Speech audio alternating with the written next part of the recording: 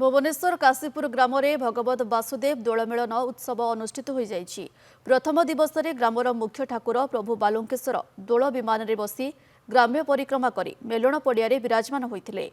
आखपाख ग्राम्य अंचल पाखापाखि 23टी दोल विमान आसी मेलण पड़िया स्थापना होते। घंटा घंटा मृदंग खंजणी हरिनाम संकीर्तन रे आध्यात्मिक परिवेश सृष्टि होता। दोल मेलण उत्सव 3 दिन धरी चलता बेले शेष दिवस में हरिहर भेट कर मेलण संपन्न करा जायथिला। आमर प्रत्येक वर्ष अक्षय तृतीया दिन जमान प्रभु हुए।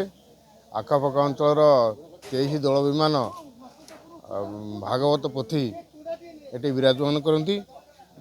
3 दिन यात्रा परिवेषण करा जाए तापरे दोलमान करा जाए।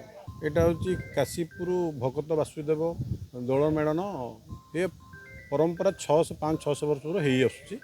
आउ ये कमिटीर मेंबर माने बहुत उजाग उत्सव सहित पालन कर ये मेलन हूँ 23 दल को धरिकी ये हरिहर भेट हो बहुत उत्साह सहित हो।